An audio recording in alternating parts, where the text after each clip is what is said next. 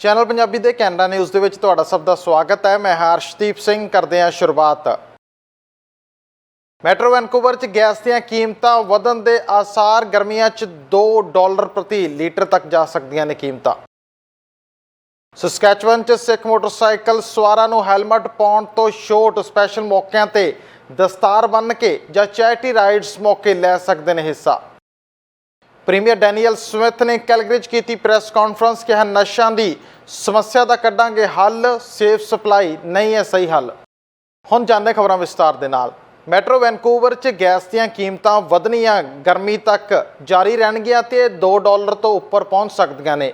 ਇੱਕ ਪੈਟਰੋਲੀਅਮ ਮਾਹਿਰ ਦੇ ਅਨੁਸਾਰ ਮੈਟਰੋ ਵੈਨਕੂਵਰ 'ਚ ਗੈਸ ਦੀਆਂ ਕੀਮਤਾਂ ਇਸ ਆਉਣ ਵਾਲੇ ਹਫ਼ਤੇ ਦੇ ਅੰਤ ਵਿੱਚ ਦੁਬਾਰਾ ਵਧਣ ਦੀ ਉਮੀਦ ਹੈ ਤੇ ਆਉਣ ਵਾਲੇ ਹਫ਼ਤਿਆਂ ਵਿੱਚ ਹੋਰ ਵੀ ਵੱਧ ਸਕਦੀਆਂ ਨੇ। ਖੇਤਰ ਦੇ ਆਲੇ ਦੁਆਲੇ ਪੰਪ ਤੇ ਕੀਮਤ ਪਿਛਲੇ ਹਫ਼ਤੇ ਤੋਂ 5 ਤੋਂ 10 ਸੈਂਟ ਪ੍ਰਤੀ ਲੀਟਰ ਵੱਧ ਗਈ ਸੀ ਅਤੇ $1.90 ਜਾਂ ਬਹੁਤ ਸਾਰੇ ਗੈਸ ਸਟੇਸ਼ਨਾਂ ਤੇ $1.90 ਤੋਂ ਉੱਪਰ ਵੀ ਹੈ। ਇਸ ਸਮੇਂ ਅਸੀਂ ਲਗਭਗ ਸਾਰੇ ਹੀ $1.88 ਤੋਂ ਲੈ ਕੇ $1.98 ਤੱਕ ਗੈਸ ਪਵਾ ਰਹੇ ਹਾਂ ਤੇ ਅਗਲੇ ਹਫ਼ਤੇ ਇਹ ਕੀਮਤਾਂ $2 ਤੋਂ ਪਾਰ ਜਾ ਸਕਦੀਆਂ ਨੇ। ਕਾਬਲੇ ਗੌਰ ਹੈ ਕਿ ਗਰਮੀਆਂ ਦੇ ਵਿੱਚ ਬਹੁਤ ਸਾਰੀਆਂ ਸੰਭਾਵਨਾਵਾਂ ਹੁੰਦੀਆਂ ਨੇ ਜਿਸ ਦੇ ਚਲਦਿਆਂ ਕੀਮਤਾਂ 'ਚ ਵਾਧਾ ਦੇਖਿਆ ਜਾ ਸਕਦਾ ਹੈ। ਪਿਛਲੇ ਸਮੇਂ ਦੌਰਾਨ ਵੀ ਗਰਮੀਆਂ ਦੇ ਮੌਸਮ ਦੇ ਦੌਰਾਨ ਕੀਮਤਾਂ $1 ਤੱਕ ਵਧੀਆਂ ਹੋਈਆਂ ਦਿਖਾਈ ਦਿੱਤੀਆਂ ਸਨ, ਜਿਸ ਦੇ ਬਾਅਦ ਲੋਕਾਂ ਵੱਲੋਂ ਲਗਾਤਾਰ ਇਸ ਮੁੱਦੇ ਨੂੰ ਚੁੱਕਿਆ ਗਿਆ ਤਾਂ ਕਈ ਮਾਮਲੇ ਸਾਹਮਣੇ ਆਏ ਕਿ ਅਮਰੀਕਾ ਦੇ ਵੱਲੋਂ ਫੈਡਰਲ ਰਿਜ਼ਰਵ ਘਟਾਇਆ ਗਿਆ ਤੇ ਖਾਸ ਕਰ ਵਾਸ਼ਿੰਗਟਨ ਸੂਬੇ ਦੇ ਵਿੱਚ ਰਿਫਾਈਨਰੀਜ਼ ਦੇ ਵਿੱਚ ਕੰਮਕਾਜ ਮੇਨਟੇਨੈਂਸ ਇਨ੍ਹਾਂ ਹੀ ਮਹੀਨਿਆਂ ਦੇ ਵਿੱਚ ਹੁੰਦੀ ਹੈ, ਜਿਸ ਕਰਕੇ ਮੈਟਰੋ ਵੈਨਕੂਵਰ ਦੇ ਇਲਾਕੇ ਦੇ ਵਿੱਚ ਤੇਲ ਦੀਆਂ ਕੀਮਤਾਂ ਵੱਧਦੀਆਂ ਨੇ ਕਿਉਂਕਿ ਵਾਸ਼ਿੰਗਟਨ ਦੀਆਂ ਰਿਫਾਈਨਰੀਜ਼ ਦੇ ਉੱਪਰ ਹੀ ਪੂਰੀ ਸਪਲਾਈ ਨਿਰਭਰ ਕਰਦੀ ਹੈ। ਮਾਹਰਾਂ ਦਾ ਕਹਿਣਾ ਹੈ ਕਿ ਗੈਸ ਦੀਆਂ ਕੀਮਤਾਂ ਹੁਣ ਰੈਗੂਲਰ ਗੈਸੋਲੀਨ ਦੇ ਨਾਲ ਜ਼ਿਆਦਾ ਨੇ। ਗੈਸ ਦੀਆਂ ਕੀਮਤਾਂ ਨੂੰ ਹੋਰ ਪ੍ਰਭਾਵਿਤ ਕਰਨ ਵਾਲੇ ਕਈ ਕਾਰਨ ਵੀ ਨੇ ਕਿਉਂਕਿ ਇੱਥੇ ਗਰਮੀਆਂ ਦੇ ਸੀਜ਼ਨ ਵਿੱਚ ਡੀਹੌਨ ਨੇ ਕਿਹਾ ਕਿ ਮੈਟਰੋ ਵੈਨਕੂਵਰ ਖੇਤਰ ਦੇ ਵਿੱਚ ਲਗਾਤਾਰ ਮੰਗ ਵੱਧ ਜਾਂਦੀ ਹੈ, ਲੋਕ ਘੁੰਮਣ ਫਿਰਨ ਦੇ ਲਈ ਜਾਂਦੇ ਨੇ। ਇਸ ਤੋਂ ਇਲਾਵਾ ਸਪਲਾਈ ਇਫੈਕਟਡ ਹੁੰਦੀ ਹੈ। ਕਾਬਲੇ ਗੌਰ ਹੈ ਕਿ ਡੈਟ ਲਿਮਿਟ ਅਮਰੀਕਾ ਦੇ ਵਿੱਚ ਇੱਕ ਵੱਡਾ ਮਸਲਾ ਬਣਿਆ ਹੋਇਆ ਹੈ। ਜੇਕਰ ਡੈਟ ਲਿਮਿਟ ਨੂੰ ਲੈ ਕੇ ਅਮਰੀਕਾ ਕੋਈ ਫੈਸਲਾ ਨਹੀਂ ਲੈਂਦਾ ਤਾਂ ਉਹਨਾਂ ਹਾਲਾਤਾਂ ਦੇ ਵਿੱਚ ਵੀ ਗੈਸ ਦੀਆਂ ਕੀਮਤਾਂ ਪ੍ਰਭਾਵਿਤ ਹੋਣਗੀਆਂ ਕਿਉਂਕਿ ਜੇਕਰ ਡੈਟ ਲਿਮਿਟ ਨੂੰ ਲੈ ਕੇ ਅਮਰੀਕਾ 'ਚ ਫੈਸਲਾ ਲਿਆ ਜਾਂਦਾ ਤਾਂ ਫਿਰ ਕੀਮਤਾਂ ਵੱਧ ਸਕਦੀਆਂ ਨੇ, ਪਰ ਜੇਕਰ ਸਰਕਾਰ ਡਿਫਾਲਟਰ ਹੋ ਜਾਂਦੀ ਹੈ ਤਾਂ ਤੇਲ ਦੀਆਂ ਕੀਮਤਾਂ ਘਟ ਸਕਦੀਆਂ ਨੇ। ਵੈਸਟਜੈਟ ਦੇ ਪਾਇਲਟਾਂ ਨੂੰ ਕੰਪਨੀ ਨੇ ਯੂਨੀਅਨ ਵਿਚਕਾਰ ਸਿਧਾਂਤਕ ਸਮਝੌਤੇ ਦੇ ਤਹਿਤ 4 ਸਾਲਾਂ 'ਚ 24% ਤਨਖਾਹ ਵਾਧਾ ਪ੍ਰਾਪਤ ਕਰਨ ਲਈ ਆਖਿਆ। ਜਾਣਕਾਰੀ ਦੌਰਾਨ ਸਮਝੌਤੇ ਦੀ ਪੁਸ਼ਟੀ ਹੋਣ ਉੱਤੇ ਪਾਇਲਟਾਂ ਨੂੰ ਇਸ ਸਾਲ 1 ਜਨਵਰੀ ਤੱਕ ਪ੍ਰਤੀ ਘੰਟਾ ਤਨਖਾਹ ਵਿੱਚ 15.5% ਦਾ ਵਾਧਾ ਮਿਲੇਗਾ। ਇਹ 2024 ਤੋਂ 2026 ਤੱਕ ਦੇ ਇਕਰਾਰਨਾਮੇ ਦੇ ਬਾਕੀ ਬਚੇ ਹੋਏ ਘੰਟੇ ਦੇ ਮੁਕਾਬਲੇ ਉਹਨਾਂ ਦੀ ਘੰਟਾਵਾਰ ਵੇਜਸ ਦੇ ਵਿੱਚ 8.5% ਦਾ ਵਾਧਾ ਕੀਤਾ ਜਾਏਗਾ। ਬਰਨਾਲਡ ਲੇਵਾਲ ਜੋ ਕਿ ਏਅਰਲਾਈਨ ਪਾਇਲਟ ਐਸੋਸੀਏਸ਼ਨ ਦੇ ਵੈਸਟਜੈਟ ਦਲ ਦੇ ਮੁਖੀ ਨੇ, ਉਹਨਾਂ ਕਿਹਾ ਕਿ ਇੱਕ ਸੌਦੇ ਤੇ ਪਹੁੰਚਣ ਤੋਂ ਬਾਅਦ ਪਿਛਲੇ ਸ਼ੁੱਕਰਵਾਰ ਨੂੰ ਕਿਹਾ ਗਿਆ ਸੀ ਕਿ ਯੂਨੀਅਨ ਨੇ ਬਿਹਤਰ ਤਨਖਾਹ, ਨੌਕਰੀ ਦੀ ਸੁਰੱਖਿਆ ਤੇ ਕੰਮ ਵਰਕ ਲਾਈਫ ਬੈਲੈਂਸ ਮੁੱਖ ਟੀਚਿਆਂ ਨੂੰ ਪੂਰਾ ਕੀਤਾ ਹੈ। ਹਵਾਬਾਜ਼ੀ ਮਾਹਰਾਂ ਦਾ ਕਹਿਣਾ ਹੈ ਕਿ ਇਹ ਸੌਦਾ ਕੈਨੇਡੀਅਨ ਐਵੀਏਸ਼ਨ ਵਿੱਚ ਲੇਬਰ ਗੱਲਬਾਤ ਲਈ ਇੱਕ ਨਵੇਂ ਮਿਆਰ ਦੀ ਨਿਸ਼ਾਨਦੇਹੀ ਕਰਦਾ ਹੈ। ਏਅਰਲਾਈਨ ਦੇ ਪ੍ਰਤੀਯੋਗੀਆਂ ਲਈ ਪਾਇਲਟਾਂ ਨੂੰ ਬਰਕਰਾਰ ਰੱਖਣਾ ਵੀ ਮੁਸ਼ਕਲ ਬਣਾ ਸਕਦਾ ਹੈ। ਵੈਸਟਜੈਟ ਨੇ ਸ਼ੁੱਕਰਵਾਰ ਸਵੇਰੇ ਹੜਤਾਲ ਦੀ ਸਮਾਂ ਸੀਮਾ ਤੋਂ ਕੁਝ ਘੰਟੇ ਪਹਿਲਾਂ ਆਰਜ਼ੀ ਤੌਰ ਤੇ ਸਮਝੌਤੇ ਉੱਤੇ ਪਹੁੰਚਣ ਦਾ ਫੈਸਲਾ ਕੀਤਾ ਸੀ, ਪਰ ਇਸ ਦੇ ਬਾਵਜੂਦ ਵੀ ਏਅਰਲਾਈਨ ਨੂੰ 230 ਉਡਾਨਾਂ ਰੱਦ ਕਰਨੀਆਂ ਪਈਆਂ ਸਨ। ਸ਼ੁੱਕਰਵਾਰ ਨੂੰ ਨਵੇਂ ਨਿਯਮ ਲਾਗੂ ਹੋਣ ਤੋਂ ਬਾਅਦ ਸਸਕੈਚੁਅਨ ਦੇ ਵਿੱਚ ਸਿੱਖ ਭਾਈਚਾਰੇ ਦੇ ਮੈਂਬਰਾਂ ਨੂੰ ਵਿਸ਼ੇਸ਼ ਸਮਾਗਮਾਂ 'ਚ ਮੋਟਰਸਾਈਕਲ ਚਲਾਉਣ ਵੇਲੇ ਹੈਲਮਟ ਪਾਉਣ ਦੀ ਜ਼ਰੂਰਤ ਨਹੀਂ ਹੋਏਗੀ। ਇਸ ਸਮੇਂ ਸਿੱਖ ਮੋਟਰਸਾਈਕਲ ਸਵਾਰ ਦਸਤਾਰ ਸਜਾ ਕੇ ਮੋਟਰਸਾਈਕਲ ਚਲਾ ਸਕਣਗੇ। ਇਸ ਤਬਦੀਲੀ ਦਾ ਉਦੇਸ਼ ਸਿੱਖ ਮੋਟਰਸਾਈਕਲ ਸਵਾਰਾਂ ਨੂੰ ਦਸਤਾਰ ਪਾ ਕੇ ਚੈਰਿਟੀ ਰਾਈਡਸ ਵਰਗੇ ਸਮਾਗਮਾਂ 'ਚ ਹਿੱਸਾ ਲੈਣ ਦੀ ਇਜਾਜ਼ਤ ਦਿੰਦਾ ਹੈ। ਕੈਨੇਡੀਅਨ ਰਾਮਗੜੀਆ ਸੁਸਾਇਟੀ ਦੇ ਵਿਵਾਦ ਸੰਬੰਧੀ ਚੈਨਲ ਪੰਜਾਬੀ ਦੇ ਵੱਲੋਂ ਖਾਸ ਗੱਲਬਾਤ ਕੀਤੀ ਗਈ ਹੈ। ਆਓ ਪਾਉਣੇ ਚਾਹਤ। ਦੋਸਤੋ, ਪਿਛਲੇ ਕੁਝ ਦਿਨਾਂ ਤੋਂ ਇੱਕ ਮਾਮਲਾ ਸਰੀ ਦੇ ਵਿੱਚ ਚਰਚਾ ਦੇ ਵਿੱਚ ਆ। ਕੈਨੇਡੀਅਨ ਰਾਮਗੜੀਆ ਸੁਸਾਇਟੀ ਤੇ ਗੁਰਦੁਆਰਾ ਸਾਹਿਬ ਬਰੁਕਸਾਈਡ ਸਰੀ ਦੇ ਵਿੱਚ ਉਹਨਾਂ ਦੇ ਮੈਂਬਰ ਜਸਵੰਤ ਸਿੰਘ ਸੱਗੂ ਤੇ ਸਰਦਾਰ ਮਨਜੀਤ ਸਿੰਘ ਪਨੇਸਰ, ਉਹਨਾਂ ਤੇ ਗੁਰਦੁਆਰਾ ਸਾਹਿਬ ਦੇ ਪ੍ਰਧਾਨ, ਉਹਨਾਂ ਦੇ ਵਿਚਕਾਰ ਕੁਛ ਮਤਭੇਦ ਹੋਏ ਨੇ। ਉਹਦੇ ਤੋਂ ਬਾਅਦ ਇੱਕ ਪ੍ਰੈਸ ਕਾਨਫਰੰਸ ਕੀਤੀ ਗਈ ਸੀ, ਉਹਦੇ ਤੋਂ ਬਾਅਦ ਗੁਰਦੁਆਰਾ ਸਾਹਿਬ ਨੇ ਆਪਣਾ ਪੱਖ ਰੱਖਿਆ। ਅੱਜ ਸਰਦਾਰ ਮਨਜੀਤ ਸਿੰਘ ਪਨੇਸਰ ਤੇ ਸਰਦਾਰ ਜਸਵੰਤ ਸਿੰਘ ਸੱਗੂ ਸਾਡੇ ਨਾਲ ਨੇ, ਉਹ ਇਸ ਮਾਮਲੇ ਦੇ ਵਿੱਚ ਆਪਣਾ ਪੱਖ ਸਪਸ਼ਟ ਕਰਨਾ ਚਾਹੁੰਦੇ ਨੇ। ਪਨੇਸਰ ਸਾਹਿਬ, ਥੋੜ੍ਹਾ ਜਿਹਾ ਸਾਨੂੰ ਮਸਲਾ ਦੱਸਿਓ ਤੇ ਇਸ ਵੇਲੇ ਦੱਸਿਓ ਕਿ ਤੁਸੀਂ ਉਹਨਾਂ ਦੇ ਉਸ ਪ੍ਰਤੀਕਰਮ ਤੇ ਕੀ ਕਹਿੰਦੇ ਹੋ ਜੀ। ਜਿਹੜੀ ਉਹਨਾਂ ਨੇ ਪਿੱਛੇ ਦੋਨੇ ਪ੍ਰਧਾਨਾਂ ਉਹਨਾਂ ਦੇ ਸਾਡੀ ਕਾਨਫਰੰਸ ਤੋਂ ਬਾਅਦ ਜੋ ਵੀ ਆਪਣੇ ਕਮੈਂਟਸ ਦਿੱਤੇ ਆ, ਜੋ ਵੀ ਸਟੇਟਮੈਂਟ ਦਿੱਤੀ ਹੈ, ਮੈਂ ਉਹਦੇ 'ਤੇ ਸਿਰਫ ਟਿੱਪਣੀ ਕਰਾਂਗਾ। ਤਿੰਨ ਇਸ਼ੂ ਉਹਨਾਂ ਨੇ ਉਠਾਏ ਆ ਜਿਹੜੇ ਕਾਨਫਰੰਸ ਦੇ ਵਿੱਚ ਆਪਣੇ ਮੀਟਿੰਗ ਦੇ ਵਿੱਚ ਸੀਗੇ। ਇੱਕ ਤਾਂ ਹੈਗਾ ਕਿ ਵੀ ਮਨਜੀਤ ਸਿੰਘ ਦੇ ਪਨੇਸਰ ਤੇ ਦੂਸਰੇ ਉਹਨਾਂ ਦੇ ਐਸੋਸੀਏਟਸ ਹੈਗੇ ਆ, ਉਹਨਾਂ 'ਤੇ ਕੋਰਟ ਖਰਚਾ ਪਿਆ ਆ, ਉਹਦੀ ਮੈਂ ਸਪਸ਼ਟੀਕਰਨ ਕਰਨਾ ਦੇਵਾਂਗਾ ਥੋੜ੍ਹਾ ਜਿਹਾ। ਦੂਸਰਾ ਇੱਕ ਗਿਆਨੀ ਸਾਹਿਬਾਨ ਦੀ ਤਨਖਾਹ ਦਾ ਮਸਲਾ ਆ। ਇੱਕ ਮਸਲਾ ਹੈਗਾ, ਮੁੱਦਾ ਹੈਗਾ ਆ ਜਿਹੜਾ ਕਿ ਜੈ ਤੇਗ ਸਿੰਘ ਇੱਕ ਪਬਲਿਸ਼ਰ ਆ, ਬੁੱਕ ਉਹਨਾਂ ਨੇ ਪਬਲਿਸ਼ ਕੀਤੀ ਆ, ਪਬਲਿਸ਼ ਤਾਂ ਨਹੀਂ, ਉਹ ਰਾਈਟਰ, ਉਹਨਾਂ ਦੀ ਬੁੱਕ ਜਿਹੜੀ ਆ ਰਿਲੀਜ਼ ਕੀਤੀ ਆ, ਉਹਨਾਂ ਨੂੰ $10,000 ਦਾ ਚੈੱਕ ਦਿੱਤਾ ਗਿਆ ਉਹਨਾਂ ਦੇ ਪਰਸਨਲ ਨਾਮ 'ਤੇ। ਉਹਦੇ ਬਾਰੇ ਗੱਲ ਕਰਨੀ ਚਾਹੁੰਦਾ। ਪਹਿਲਾ ਮੁੱਦਾ ਮੈਂ ਜਿਹੜਾ ਕੋਰਟ ਕੇਸ ਦਾ ਮੁੱਦਾ, ਜਿਹੜਾ ਆਪਣੇ ਕੋਸਟ ਆਫ ਕੋਰਟ ਜਿਹੜੀ, ਉਹ ਆਪਾਂ ਬਾਅਦ 'ਚ ਗੱਲ ਕਰਦੇ ਹਾਂ। ਆਪਾਂ ਗਿਆਨੀ ਸਾਹਿਬਾਨ ਦਾ ਮੁੱਦਾ ਪਹਿਲਾਂ ਲੈ ਲੈਂਦੇ ਹਾਂ। ਗਿਆਨੀ ਸਾਹਿਬਾਨ ਦਾ ਮੁੱਦੇ ਦੀ ਸਟੇਟਮੈਂਟ 'ਤੇ ਪ੍ਰਧਾਨ ਨੇ ਕਿਹਾ ਕਿ ਵੀ ਇਹ ਸਾਰਾ ਕੁਛ ਜਦੋਂ ਕੋਵਿਡ ਸੀਗਾ, ਗਿਆਨੀ ਸਾਹਿਬਾਨ ਨੇ ਬਹੁਤ ਮਿਹਨਤ ਕੀਤੀ, 7 ਦਿਨ ਕੰਮ ਕੀਤਾ ਔਰ ਇਸ ਕਰਕੇ ਉਹਨਾਂ ਦੀ ਤਨਖਾਹ ਵਧਾਈ ਗਈ ਹੈ। ਇਹ ਮਾਮਲਾ ਇੱਦਾਂ ਨਹੀਂ ਹੈਗਾ, ਮੈਂ ਬਿਲਕੁਲ ਮਨਘੜਤ ਸਟੇਟਮੈਂਟ ਬਣਾਈ ਗਈ ਹੈ। ਪਰ ਮੈਂ ਅਸਲੀਅਤ ਤੁਹਾਨੂੰ ਦੱਸਦਾ, ਇਹਦੇ ਵਿੱਚ ਅਸਲੀਅਤ ਕੀ ਹੈ। ਪਹਿਲਾਂ ਤਾਂ ਆਪਾਂ ਇਹ ਦੇਖ ਲਈਏ ਵੀ ਕੋਵਿਡ 2000 ਕੈਨੇਡਾ ਦੇ ਵਿੱਚ 2000 ਮੇਰਾ ਖਿਆਲ ਜਨਵਰੀ 2020 'ਚ ਹੋਈ ਆ। ਤਾਂ ਸਾਡੇ ਵੈਨਕੂਵਰ ਲੋਕਡਾਊਨ ਹੋਇਆ ਮਾਰਚ 5 ਨੂੰ, ਔਰ ਸੋਸ਼ਲ ਗੈਦਰਿੰਗ ਸਾਰੀਆਂ ਬੰਦ ਹੋ ਗਈਆਂ ਸੀਗੀਆਂ। ਔਰ ਕਿੰਨੀ ਦੇਰ ਰਿਹਾ ਉਹ ਸਾਨੂੰ ਸਾਰਿਆਂ ਨੂੰ ਪਤਾ। ਉਸ ਦੌਰਾਨ ਗਿਆਨੀ ਉਹਨਾਂ ਨੇ ਕੀ ਕੰਮ ਕੀਤਾ, ਮੇਰਾ ਖਿਆਲ ਗੁਰਦੁਆਰਾ ਤਾਂ ਉੱਦਾਂ ਹੀ ਬੰਦ ਸੀ, ਔਰ ਮੇਰਾ ਖਿਆਲ ਕਿ ਗਿਆਨੀ ਸਾਹਿਬਾਨ ਨੂੰ ਉਹਨਾਂ ਨੇ ਲੇ ਆਫ ਵੀ ਕੀਤੇ ਆ, ਕਿਉਂਕਿ ਕੰਮ ਹੈ ਨਹੀਂ ਸੀ, ਗੁਰਦੁਆਰਾ ਬੰਦ ਸੀ। ਉਹਦੇ ਨਾਲ ਗੁਰਦੁਆਰਾ ਇੱਕ ਹੋਰ ਵੀ ਇੱਕ ਕਾਰਨ ਕਰਕੇ ਬੰਦ ਕੀਤਾ ਗਿਆ ਕਿ ਹੈਲਥ ਇਸ਼ੂ ਸੀਗਾ। ਉਹ ਗੁਰਦੁਆਰੇ 'ਤੇ ਕੋਵਿਡ ਦਾ ਜੋ ਵੀ ਪ੍ਰਭਾਵ ਪਿਆ, ਉਹਨੇ ਸਾਰੀ ਜੋ ਵੀ ਉਹਨਾਂ ਦੀ ਬਾਅਦ 'ਚੋਂ ਸਾਫ ਸਫਾਈ ਕਰਨੀ ਸੀ ਹੈਲਥ ਅਨੁਸਾਰ, ਉਹਦੇ ਕਰਕੇ ਵੀ ਬੰਦ ਰਿਹਾ। ਸੋ ਮੇਰਾ ਖਿਆਲ ਇਹ ਜਿਹੜਾ ਗਿਆਨੀ ਉਹਨਾਂ ਦਾ ਮੁੱਦਾ ਆ ਵੀ ਉਹਨਾਂ ਦੀ ਤਨਖਾਹ ਇਸ ਕਰਕੇ ਵਧਾਈ ਆ ਕਿ ਬਈ ਕੋਵਿਡ ਕਰਕੇ ਇਹਨੇ ਬਹੁਤ ਮਿਹਨਤ ਕੀਤੀ, 7 ਦਿਨ ਕੰਮ ਕੀਤਾ। ਮੈਂ ਇਹਦੇ ਨਾਲ ਬਿਲਕੁਲ ਸਹਿਮਤ ਨਹੀਂ ਉਹਨਾਂ ਦੀ ਸਟੇਟਮੈਂਟ ਨਾਲ। ਦੂਸਰੀ ਗੱਲ ਉਹਨਾਂ ਦੀ ਇਹ ਕਹੀ ਆ ਕਿ ਇਹ ਕਮੇਟੀ 'ਚ ਅਪਰੂਵਲ ਕਰਕੇ ਹੀ ਉਹਨਾਂ ਦੀ ਤਨਖਾਹ ਵਧਾਈ ਗਈ ਆ। ਮੈਂ ਇਹਦੇ ਨਾਲ ਵੀ ਸਹਿਮਤ ਨਹੀਂ ਹਾਂ। ਇਹ ਵੀ ਰੋਂਗ ਸਟੇਟਮੈਂਟ ਹੈ। ਉਹਦਾ ਰੀਜ਼ਨ ਮੈਂ ਤੁਹਾਨੂੰ ਇਹ ਦੱਸਦਾ ਕਿ ਗਿਆਨੀ ਉਹਨਾਂ ਦੀ ਤਨਖਾਹ ਪੇਪਰਾਂ ਦੇ ਹਿਸਾਬ ਦੇ ਨਾਲ ਜੋ ਮੇਰੇ ਕੋਲ ਸਟੇਟਮੈਂਟਸ ਹੈਗੀਆਂ ਲੈਜਰ 'ਚੋਂ 2018 'ਚ ਵਧਾਤੀ ਗਈ ਸੀ, ਔਰ ਗਿਆਨੀ ਉਹਨਾਂ ਦੀ ਤਨਖਾਹ 2000 ਫਰਵਰੀ ਤੋਂ ਪਹਿਲਾ ਚੈੱਕ ਉਹਨਾਂ ਨੂੰ $2245 ਦਾ, ਫਿਰ ਦੂਸਰਾ ਚੈੱਕ ਜਿਹੜਾ ਬਾਈ ਵੀਕਲੀ $2400 ਦਾ, ਯਾਨੀ ਕਿ $4500 ਉਹਨਾਂ ਨੇ ਗਿਆਨੀ ਜੀ ਦੀ ਤਨਖਾਹ ਵਧਾਈ ਆ। ਔਰ ਇਹਦੇ ਵਿੱਚੋਂ ਗਿਆਨੀ ਜੀ $2600 ਪ੍ਰਧਾਨ ਸਾਬਕਾ ਪ੍ਰਧਾਨ ਸੁਰਿੰਦਰ ਸਿੰਘ ਜੱਬਲ ਨੂੰ ਵਾਪਸ ਕਰਦੇ ਰਹੇ ਕੈਸ਼। ਉਹ ਪੈਸਾ ਕਿਸ ਅਕਾਊਂਟ 'ਚ ਜਮ੍ਹਾਂ ਹੁੰਦਾ ਰਿਹਾ ਸਾਨੂੰ ਅੱਜ ਤੱਕ ਕਮੇਟੀ ਨਹੀਂ ਦੱਸ ਰਹੀ।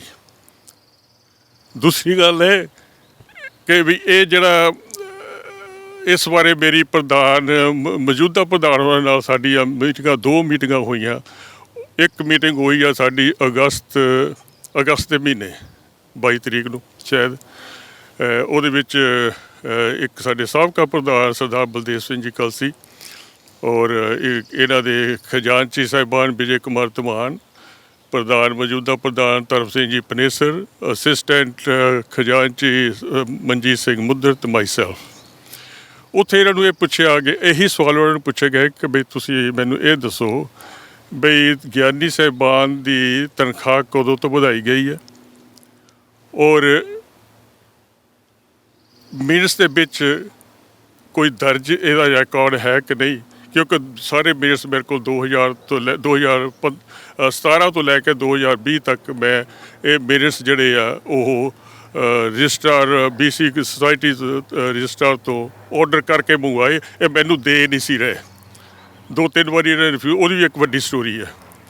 ਔਰ ਜਦੋਂ ਮੈਂ ਉਹਨਾਂ ਨੂੰ ਪੁੱਛਿਆ ਕਿ ਬਈ ਇਹ ਕਿਤੇ ਮਿੰਟਸ ਦੇ ਵਿੱਚ ਦਰਜ ਹੈ, ਉਹ ਕਹਿੰਦੇ ਜੀ ਸਾਨੂੰ ਨਹੀਂ ਪਤਾ। ਮੈਂ ਕਿਹਾ ਵੀ ਅਕਸਰ ਮੇਰੇ ਕੋਲ ਮਿੰਟਸ ਪਏ ਆ, ਮੈਂ ਦੇਖਿਆ ਸਾਰੇ ਮਿੰਟਸ ਦੇ ਵਿੱਚ ਕਿਤੇ ਵੀ ਦਰਜ ਨਹੀਂ ਗਿਆ ਨਹੀਂ ਉਹਨਾਂ ਦੀ ਤਨਖਾਹ ਦੀ ਅਪਰੂਵਲ ਦੀ, ਵੀ ਉਹਨਾਂ ਦੀ ਤਨਖਾਹ ਮੇਰਾ 1800 ਸੀ ਕਿ 1900 ਸੀ, ਉਹ ਵਧਾ ਕੇ 4500 ਕਰ ਦਿੱਤੀ ਗਈ ਹੈ।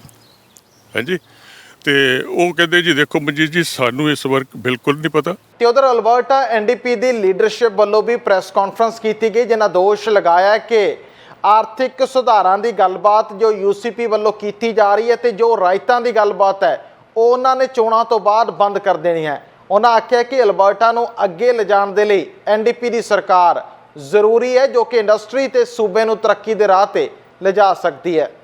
The UCP's short-sighted cancellation of the interactive digital media tax credit has hurt the sector. It's cost jobs that could have been created here in Alberta and indeed right here in downtown Edmonton. As a result, according to a report from the Entertainment Software Association of Canada, Alberta is missing out on investment and we are losing ground.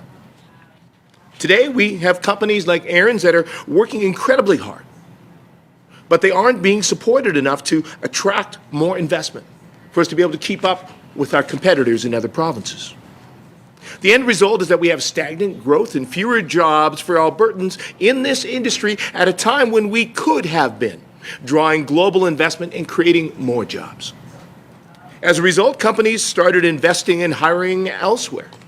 And despite repeated calls from industry to reinstate it, the UCP has refused. That decision has hurt our competitiveness, it has hurt investment, and it has hurt jobs. We felt it here in downtown Edmonton as we have vacancies in office buildings across the core. In fact, Edmonton now has the third highest downtown office vacancy rate in the country. And Calgary, well, they have the highest rate in the country. That's why an Alberta NDP government will level the playing field so that Alberta can compete. We will restore the interactive digital media tax credit and we will draw more investment here, creating more good-paying jobs right here in Edmonton, filling empty office space and helping build vibrancy in our downtown core. ਤੇ ਉਧਰ Alberta ਦੀ premier Daniel Smith ਵੱਲੋਂ ਚੋਣ ਪ੍ਰਚਾਰ ਦੇ ਆਖਰੀ ਦਿਨਾਂ 'ਚ Calgary ਸ਼ਹਿਰ ਵਿਖੇ ਪ੍ਰੈਸ ਕਾਨਫਰੰਸ ਕੀਤੀ ਗਈ, ਜਿੱਥੇ ਬੋਲਦਿਆਂ ਉਹਨਾਂ ਆਖਿਆ ਕਿ ਪਬਲਿਕ ਸੇਫਟੀ ਇਸ ਸ਼ਹਿਰ ਦਾ ਇੱਕ ਵੱਡਾ ਮੁੱਦਾ ਹੈ ਅਤੇ ਨਾਲੋਂ ਨਾਲ ਡਰੱਗਸ ਵੀ, ਤੇ ਇਸ ਦੇ ਲਈ ਉਹਨਾਂ ਦੀ ਸਰਕਾਰ ਨੇ 100 ਹੋਰ ਅਫਸਰ ਸੜਕਾਂ ਤੇ ਲਿਆਉਣ ਦਾ ਫੈਸਲਾ ਕੀਤਾ। ਸਮਿਥ ਨੇ ਕਿਹਾ ਕਿ ਉਹ ਡਰੱਗਸ ਦੀ ਸਮੱਸਿਆ ਦਾ ਹੱਲ ਸੇਫ ਸਪਲਾਈ ਦੇ ਨਾਲ ਕੱਢਣ ਦੇ ਹੱਕ ਵਿੱਚ ਨਹੀਂ, ਜਿਨ੍ਹਾਂ ਸਾਫ਼ ਕਿਹਾ ਕਿ ਡਰੱਗ ਦੇ ਆਦੀਆਂ ਦਾ ਇਲਾਜ ਹੋਵੇ ਤੇ ਕ੍ਰਿਮੀਨਲ ਲੋਕਾਂ ਨੂੰ ਜੇਲ੍ਹਾਂ ਦੇ ਵਿੱਚ ਭੇਜਿਆ ਜਾਵੇ। ਸਮਿਥ ਨੇ ਦਾਅਵਾ ਕੀਤਾ ਕਿ ਕੰਜ਼ਰਵੇਟਿਵ ਪਾਰਟੀ ਗਾਂ ਪੱਖੀ ਤੇ ਵਿਕਾਸ ਦੇ ਰਾਹ ਦੀ ਗੱਲਬਾਤ ਕਰ ਰਹੀ ਹੈ, ਪਰ ਐਨਡੀਪੀ ਵੱਲੋਂ ਸਿਰਫ ਕ੍ਰਿਟਿਸਿਜ਼ਮ ਤੇ ਨਾ ਪੱਖੀ ਸਿਆਸਤ ਕੀਤੀ ਜਾ ਰਹੀ ਹੈ। We are running on public safety because Albertans need to feel safe on their streets, in their homes, on transit, and in their communities. We know that Calgarians and Edmontonians want to go enjoy a game or a meal or have their kids go downtown without worrying that they're going to be randomly assaulted or stabbed. This is totally unacceptable. This is the reason why we're embedding sheriffs with both Calgary and Edmonton Police to better patrol our streets. It's why we'll be putting 100 new officers on the streets without delay and implementing more gang suppression units that go after guns and fentanyl and cross-border trafficking of guns and drugs. And it's why we will provide ankle bracelets and 24-hour monitoring of dangerous offenders out on bail. They want more of something they call safe supply. I don't believe there is a safe supply of heroin or crystal meth or fentanyl. That is not the path that United Conservatives will take. We need to help addicts off our streets and into treatment where they can get help. Because the choice between being put in jail for hurting others or dying from an overdose is no choice at all. We need to make sure we get addicts into treatment in order to save their lives and the lives of others. And that's exactly what we're going to do. And we will not apologize for taking this approach over more NDP safe injection sites and free drugs. We are days away from an election that will either move Alberta forward or tragically backwards. Albertans can choose between the NDP's high taxes, reckless spending, more public disorder and fiscal management, or the UCP's low taxes, balanced budgets, responsible spending plan, and safe streets. And Albertans can choose between the NDP's campaign of negativity and fear or the UCP's campaign of positivity and hope for the future. And I believe that Albertans will choose the latter. I might just take a moment, since this will be my last media availability before the election, because I know that there was some concern with the wildfires that it might disrupt the election. And I said at the beginning that that would be a decision of Elections Alberta. I just want to begin by giving such a heartfelt thank you to all of the first responders and firefighters who've done an amazing job in what was an extraordinary fire season. Insurance Canada ਦੇ ਵਿੱਚ ਬਹੁਤ ਮਹੱਤਵਪੂਰਨ ਹੈ। Super visa ਅਤੇ corporate insurance ਸੰਬੰਧੀ channel Punjabi ਵੱਲੋਂ think insurance ਦੀ team ਦੇ ਨਾਲ ਖਾਸ ਗੱਲਬਾਤ ਕੀਤੀ ਗਈ ਹੈ। ਇੰਸ਼ੋਰੈਂਸ ਦੀ ਜਦੋਂ ਅਸੀਂ ਗੱਲਬਾਤ ਕਰਦੇ ਹਾਂ ਤਾਂ ਇੰਸ਼ੋਰੈਂਸ ਇੱਥੋਂ ਦੇ ਜੀਵਨ ਦੇ ਵਿੱਚ ਬੜਾ ਮਹੱਤਵਪੂਰਨ ਰੋਲ ਅਦਾ ਕਰਦਾ ਗਾ। ਉਹ ਬੇਸ਼ੱਕ ਕਿਸੇ ਨੇ ਆਪਣੇ ਮਾਪਿਆਂ ਨੂੰ ਸੁਪਰ ਵੀਜ਼ੇ ਦੇ ਉੱਪਰ ਸੱਦਣਾ ਜਾਂ ਅਸੀਂ ਬਿਜ਼ਨੈਸਿਸ ਦੇ ਨਾਲ ਸੰਬੰਧਿਤ ਕਾਰਪੋਰੇਟ ਇੰਸ਼ੋਰੈਂਸ ਦੀ ਗੱਲਬਾਤ ਕਰਦੇ ਹਾਂ। ਸੋ ਇਹਦੇ ਲਈ ਅਸੀਂ ਥਿੰਕ ਇੰਸ਼ੋਰੈਂਸ 'ਤੇ ਪਹੁੰਚੇ ਹਾਂ, ਗੱਲਬਾਤ ਕਰਾਂਗੇ ਅਤੇ ਜਾਣਾਂਗੇ ਆਖਰਕਾਰ ਇੰਸ਼ੋਰੈਂਸ ਕਰਾਉਣ ਵੇਲੇ ਕਿਹੜੀਆਂ ਚੀਜ਼ਾਂ ਦਾ ਧਿਆਨ ਰੱਖਣਾ ਚਾਹੀਦਾ। ਜੀ ਬਹੁਤ ਬਹੁਤ ਸਵਾਗਤ ਹੈ। ਥੈਂਕ ਯੂ ਅਰਸ਼ਜੀਤ, ਤੁਹਾਨੂੰ ਅਤੇ ਚੈਨਲ ਪੰਜਾਬੀ ਦੇ ਸਾਰੇ ਦਰਸ਼ਕਾਂ ਨੂੰ ਥਿੰਕ ਇੰਸ਼ੋਰੈਂਸ ਦੀ ਸਾਰੀ ਟੀਮ ਵੱਲੋਂ ਸਤਿਕਾਰ ਭਰੀ ਸਤਿ ਸ਼੍ਰੀ ਅਕਾਲ ਜੀ। ਜਦੋਂ ਅਸੀਂ ਸੁਪਰ ਵੀਜ਼ੇ ਦੀ ਗੱਲਬਾਤ ਕਰਦੇ ਹਾਂ ਤਾਂ ਅੱਜ ਕੱਲ੍ਹ ਸਾਰੇ ਜਿਹੜੇ ਟੈਕਸ ਭਰਨ ਤੋਂ ਬਾਅਦ ਸੋਚਦੇ ਆ ਕਿ ਸੁਪਰ ਵੀਜ਼ੇ ਦੇ ਉੱਪਰ ਮਾਪਿਆਂ ਨੂੰ ਸੱਦੀਏ, ਤਾਂ ਉਹਦੇ 'ਚ ਇੰਸ਼ੋਰੈਂਸ ਬੜੀ ਮਹੱਤਵਪੂਰਨ ਚੀਜ਼ ਆ ਜਾਂਦੀ ਹੈ। ਤਾਂ ਕਿਹੜੀਆਂ ਗੱਲਾਂ ਦਾ ਧਿਆਨ ਜਿਹੜਾ ਉਸ ਸਮੇਂ ਰੱਖਣਾ ਚਾਹੀਦਾ? ਹਾਂਜੀ, ਸੋ ਸੁਪਰ ਵੀਜ਼ਾ ਲਗਵਾਉਣ ਲਈ ਸੁਪਰ ਵੀਜ਼ਾ ਐਪਲੀਕੇਸ਼ਨ ਜਦੋਂ ਆਪਾਂ ਲਗਵਾਉਂਦੇ ਹਾਂ ਤਾਂ IRCC ਵੱਲੋਂ ਮੈਂਡੇਟਰੀ ਰਿਕੁਆਇਰਮੈਂਟ ਹੈ ਕਿ 1 ਲੱਖ ਦੀ ਕਵਰੇਜ ਚਾਹੀਦੀ ਹੈ ਅਤੇ 1 ਸਾਲ ਲਈ ਚਾਹੀਦੀ ਹੈ। ਸੋ ਇਹ ਵਾਲੀ ਰਿਕੁਆਇਰਮੈਂਟ ਨੂੰ ਪੂਰਾ ਕਰਨ ਲਈ ਆਪਾਂ ਨੂੰ ਇੰਸ਼ੋਰੈਂਸ ਚਾਹੀਦੀ ਹੁੰਦੀ ਹੈ। ਸੋ ਜੇ ਆਪਾਂ ਪ੍ਰਾਈਸ ਦੀ ਗੱਲ ਕਰ ਲਈਏ, ਜੇ ਪੇਰੈਂਟਸ ਦੀ ਏਜ 60 ਸਾਲ ਤੋਂ ਘੱਟ ਆ ਅਤੇ ਉਹ ਕੋਈ ਦਵਾਈ ਨਹੀਂ ਲੈਂਦੇ ਤਾਂ ਪੂਰੇ ਸਾਲ ਦੀ ਅਮਾਊਂਟ ਬਣਦੀ ਹੈ $1029 ਅਤੇ ਮੰਥਲੀ ਬਣਦੇ ਆ $85। ਸੋ ਇਹ ਕੰਪਨੀ ਟੂ ਕੰਪਨੀ ਡਿਪੈਂਡ ਕਰਦਾ ਹੈਗਾ।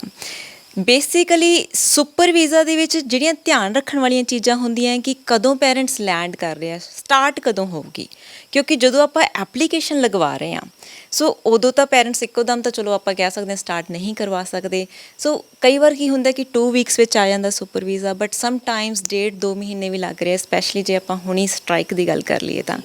ਸੋ ਜੋ ਵੇਟਿੰਗ ਪੀਰੀਅਡ ਹੁੰਦਾ ਜੇ ਆਪਾਂ ਉਹਦੇ ਤੋਂ ਬਚਣਾ ਹੈ, ਕੰਪਨੀ ਕਿਉਂਕਿ ਕਹਿੰਦੀ ਹੈ ਕਿ ਅਸੀਂ ਕਵਰੇਜ ਨਹੀਂ ਕਰਾਂਗੇ ਉਹਨਾਂ ਟਾਈਮ, ਤਾਂ ਇਸ ਚੀਜ਼ ਤੋਂ ਆਪਾਂ ਇਸ ਲਈ ਬਚ ਸਕਦੇ ਹਾਂ ਕਿ ਆਪਣੀ ਜੋ ਲੈਂਡਿੰਗ ਡੇਟ ਹੈ ਪੇਰੈਂਟਸ ਦੀ ਅਤੇ ਜੋ ਆਪਣੀ ਸੁਪਰ ਵੀਜ਼ਾ ਇੰਸ਼ੋਰੈਂਸ ਦੀ ਇਫੈਕਟਿਵ ਡੇਟ ਹੈ ਉਹ ਆਪਾਂ ਧਿਆਨ ਰੱਖੀਏ ਕਿ ਉਹਦੇ ਵਿੱਚ ਕੋਈ ਗੈਪ ਨਾ ਹੋਵੇ। ਜੇ ਉਹਦੇ ਵਿੱਚ ਕੋਈ ਗੈਪ ਹੁੰਦਾ ਤਾਂ ਵੇਟਿੰਗ ਪੀਰੀਅਡ ਕਿਕ ਇਨ ਹੋ ਜਾਂਦਾ ਅਤੇ ਉਹ ਡਿਪੈਂਡ ਕਰਦਾ ਕੰਪਨੀ ਟੂ ਕੰਪਨੀ, ਕਿਸੇ ਦਾ 5 ਦਿਨ ਵੀ ਹੈ, ਕਿਸੇ ਦਾ 7 ਦਿਨ ਵੀ ਹੈ। ਸੋ ਮਿਨੀਮਮ 48 ਆਵਰਸ ਹੁੰਦਾ ਅਤੇ ਇੱਕ ਕੰਪਨੀ ਹੈ ਕਿ ਜਿਹੜੀ ਕਹਿੰਦੀ ਹੈ ਕਿ ਚਲੋ ਅਸੀਂ 24 ਆਵਰਸ ਤੋਂ ਬਾਅਦ ਇੰਜਰੀ ਕਵਰ ਕਰ ਲਾਂਗੇ, ਬਟ ਓਵਰਆਲ ਫੁੱਲ ਕਵਰੇਜ ਲਈ ਉਹਨਾਂ ਦਾ ਵੀ 48 ਆਵਰਸ ਹੈ। ਸੋ ਬੇਸਿਕਲੀ ਆਪਾਂ ਨੂੰ ਇਹ ਛੋਟੀਆਂ ਚੀਜ਼ਾਂ ਦਾ ਧਿਆਨ ਰੱਖ ਕੇ ਆਪਾਂ ਇਨਕਨਵੀਨੀਅੰਸ ਇੱਕ ਕਹਿ ਸਕਦੇ ਹਾਂ ਵੀ ਉਸ ਤੋਂ ਬਚ ਸਕਦੇ ਹਾਂ, ਕਵਰੇਜ ਤੋਂ ਵਾਂਝੇ ਨਹੀਂ ਰਹਾਂਗੇ, ਇੱਕ ਵੈਲ ਇਨਫੋਰਮਡ ਡਿਸੀਜ਼ਨ ਲੈ ਸਕਦੇ ਹਾਂ। ਇੱਕ ਜਿਹੜੀ ਗੱਲਬਾਤ ਨਾਲੋਂ ਨਾਲ ਚੱਲਦੀ ਰਹਿੰਦੀ ਹੈ ਕਿ ਬਹੁਤ ਲੋਕ ਕਹਿੰਦੇ ਕਿ ਇੰਡੀਆ ਤੋਂ ਕਰਵਾ ਲੈਣਾ ਚਾਹੀਦਾ, ਤਾਂ ਇੰਡੀਆ ਤੋਂ ਕਰਵਾਉਣਾ ਚਾਹੀਦਾ ਜਾਂ ਇੱਥੋਂ ਕਰਵਾਈਏ ਤਾਂ ਬੈਟਰ ਹੈ? ਜੇ ਇੱਥੋਂ ਕਰਵਾਉਣੇ ਤਾਂ ਉਹਦੇ ਬੈਨੀਫਿਟਸ ਕੀ ਰਹਿੰਦੇ ਨੇ? ਠੀਕ ਹੈ ਜੀ, ਹੁਣ ਜੇ ਆਪਾਂ ਦੇਖਾਂਗੇ ਨਾ ਇਹਨਾਂ ਦੀ ਅਫੀਸ਼ੀਅਲ ਵੈਬਸਾਈਟ 'ਤੇ ਜਾ ਕੇ ਦੇਖਾਂਗੇ, ਉੱਥੇ ਸਪੈਸ਼ਲੀ ਮੈਂਸ਼ਨ ਕੀਤਾ ਹੋਇਆ IRCC ਨੇ ਕਿ ਜਿਹੜੀ ਕਵਰੇਜ ਚਾਹੀਦੀ ਆ ਉਹ ਕੈਨੇਡੀਅਨ ਇੰਸ਼ੋਰੈਂਸ ਕੰਪਨੀ ਤੋਂ ਚਾਹੀਦੀ ਹੈ। ਵਿੱਚ ਉਹਨਾਂ ਨੇ ਥੋੜ੍ਹਾ ਟਾਈਮ ਰੂਲ ਚੇਂਜ ਕੀਤਾ ਸੀ ਜਦੋਂ ਉਹਨਾਂ ਨੇ ਕਿਹਾ ਸੀ ਕਿ ਐਨੂਅਲ ਹੀ ਚਾਹੀਦੀ ਆ ਕਿਉਂਕਿ ਮੰਥਲੀ ਨਹੀਂ ਹੋਊਗੀ। ਜਿਹੜਾ ਉਹ ਜੁਲਾਈ ਤੋਂ ਲੈ ਕੇ ਦਸੰਬਰ ਤੱਕ ਦਾ ਟਾਈਮ ਪੀਰੀਅਡ ਸੀ ਨਾ, ਉਹਦੇ ਵਿੱਚ ਕੁਝ ਚੇਂਜਿਸ ਆਈਆਂ ਸੀਗੀਆਂ ਜਦੋਂ ਕਿ ਮੰਥਲੀ ਅਲਾਊਡ ਨਹੀਂ ਸੀ, ਬਟ ਹੁਣ ਦਸੰਬਰ ਔਨਵਰਡਸ ਉਹਨਾਂ ਦੀ ਰੂਲਸ ਵਿੱਚ ਚੇਂਜ ਆਇਆ। ਸੋ ਉਦੋਂ ਆਪਾਂ ਦੇਖਾਂਗੇ ਉਹਨਾਂ ਨੇ ਕਲੀਅਰਲੀ ਮੈਂਸ਼ਨ ਕੀਤਾ। ਬਟ ਜੇ ਆਪਾਂ ਵਿਜ਼ਿਟਰ ਇੰਸ਼ੋਰੈਂਸ ਦੀ ਗੱਲ ਕਰਦੇ ਹਾਂ, ਉਹ ਹੋ ਸਕਦਾ ਕਿ ਆਪਾਂ ਇੰਡੀਆ ਤੋਂ ਲੈ ਕੇ ਆਉਂਦੇ ਹਾਂ। ਸੋ ਉਹਦਾ ਡਰਾਬੈਕ ਇਹ ਆ ਅਰਸ਼ ਜੀ ਕਿ ਉਹਦਾ ਕਲੇਮ ਉਦੋਂ ਹੀ ਪ੍ਰੋਸੈਸ ਹੋਣਾ ਜਦੋਂ ਆਪਾਂ ਇੰਡੀਆ ਜਾਵਾਂਗੇ, ਉੱਥੇ ਹੀ ਜਾ ਕੇ ਰੀਇੰਬਰਸਮੈਂਟ ਹੋਣੀ ਹੈ, ਇੱਥੇ ਕੰਪਨੀ ਨੇ ਕੁਝ ਨਹੀਂ ਕਰਨਾ। ਸੋ ਇਹ ਵਾਲੀਆਂ ਚੀਜ਼ਾਂ ਦਾ ਡਿਫਰੈਂਸ ਆ ਜਾਂਦਾ ਜੇ ਆਪਾਂ ਕਿਸੇ ਹੋਰ ਕੰਟਰੀ ਤੋਂ ਜਾਂ ਕਿਤੋਂ ਜਿੱਥੇ ਆਪਾਂ ਨਹੀਂ ਹੈਗੇ ਉੱਥੋਂ ਇੰਸ਼ੋਰੈਂਸ ਨਹੀਂ ਲਈ ਹੋਈ ਆ। ਵਾਕਈ ਇੰਸ਼ੋਰੈਂਸ ਹਰ ਵਿਅਕਤੀ ਨੂੰ ਚਾਹੀਦਾ, ਪਰ ਜੇ ਉਹ ਥਿੰਕ ਇੰਸ਼ੋਰੈਂਸ 'ਤੇ ਆਵੇ ਤਾਂ ਕੀ ਬੈਨੀਫਿਟ ਉਹਨੂੰ ਜਿਹੜੇ ਉਹ ਮਿਲਣਗੇ? ਬਿਲਕੁਲ ਜੀ, ਜੇ ਆਪਾਂ ਥਿੰਕ ਇੰਸ਼ੋਰੈਂਸ ਦੀ ਗੱਲ ਕਰਦੇ ਹਾਂ ਤਾਂ ਇੰਸ਼ੋਰੈਂਸ ਇੰਡਸਟਰੀ ਵਿੱਚ ਕਹਿੰਦੇ ਆ ਕਿ ਓਲਾ ਚੱਕਣ ਵਾਲਿਆਂ ਦੇ ਨਾਮ ਵਿੱਚ ਹਮੇਸ਼ਾ ਮੈਂਸ਼ਨ ਕੀਤਾ ਜਾਂਦਾ thinkinsurance.ca 'ਤੇ ਜਾ ਕੇ ਆਪਾਂ ਆਪਣੀ ਡੇਟ ਆਫ ਬਰਥ ਪਾ ਕੇ ਸਾਰੀਆਂ ਕੰਪਨੀਜ਼ ਉੱਥੇ ਆ ਜਾਂਦੀਆਂ, ਆਪਾਂ ਕੰਪੇਅਰ ਕਰ ਸਕਦੇ ਹਾਂ, ਆਪਾਂ ਨੂੰ ਪਲਾਨ ਡੀਟੇਲਸ ਮਿਲ ਜਾਂਦੀਆਂ। ਸੋ ਜੇ ਕਮਿਊਨਿਟੀ ਨੂੰ ਫਾਇਦਾ ਹੋਇਆ ਜਾਂ ਕਮਿਊਨਿਟੀ ਨੌਲੇਜ ਬੇਸਡ ਡਿਸੀਜ਼ਨ ਬਣਾ ਰਹੀ ਹੈ ਅੱਜ ਕੱਲ੍ਹ, ਵੀ ਉਹਨਾਂ ਨੂੰ ਪਤਾ ਉਹ ਕਿਹੜੀ ਚੀਜ਼ ਲੈ ਰਹੇ ਆ, ਕਿਉਂ ਲੈ ਰਹੇ ਆ, ਕਿੱਥੇ ਕੰਮ ਆਊਗੀ, ਤਾਂ ਉੱਥੇ ਮਿਸਟਰ ਪਰਮਿੰਦਰ ਸਿੰਘ ਥਿੰਦ ਦਾ ਜ਼ਿਕਰ ਜ਼ਰੂਰ ਹੁੰਦਾ। ਸੋ ਇੱਕ ਗੁਰਬਾਣੀ ਦਾ ਜਿੱਦਾਂ ਵਿਚਾਰ ਹੈ ਕਿ ਮਨ ਨੀਵਾਂ ਮੱਤ ਉੱਚੀ।